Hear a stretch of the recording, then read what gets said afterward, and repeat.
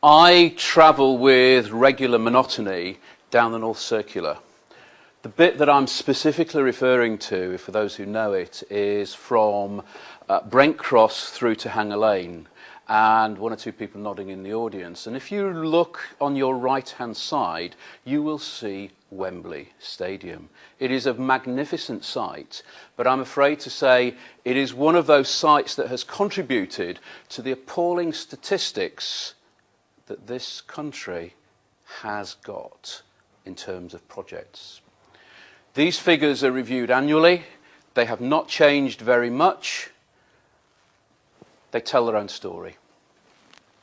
Your board, under the chairmanship of Carol, have actually invited our company, Project Agency, in to come along and work with you on a number of different fronts. And what we've been working on over the last 3 months is to put together this particular document, which is a project management system. It's a way of working for your company. But if you use this method, and we'll talk about how shortly, it will make a significant difference to you in order to achieve what the board are looking for, which is that you get to number 1 within 2 years' time. So this is a significant contribution to that process. Now, I want to turn it around because I showed you about, project failure, really. I want to talk a little bit about project success. Why do projects succeed? If you type into Google the words chaos report, or indeed chaos, every year another report is produced by a company called Standish. And they look at the 10 most important contributing factors to successful delivery of projects. And folks, your involvement here is key. Active support from people like yourselves in this room contributes to nearly 14% chance of better delivery of projects. But I hear you say, okay, but what's in it for me really?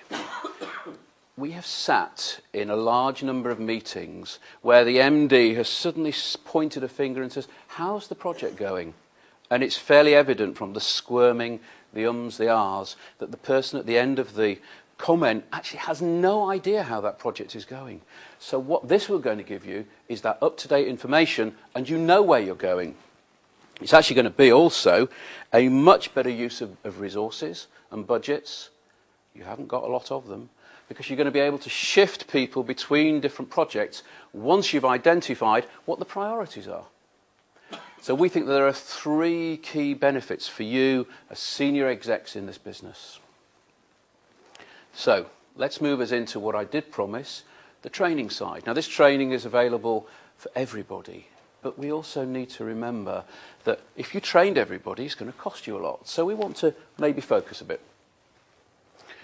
The board are coming along on the date that's up here, 27th of November, thanks to Carol. They're coming along for a half a day to explore what their role is in project management.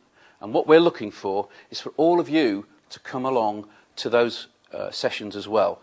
There is a list of dates attached to today's agenda, and one of my colleagues will be in touch with you to book you on a place, on a course. However, please note, this is our own research. Let's try and be positive. 3/4 of the people who are put forward for courses attend, but that means a quarter don't.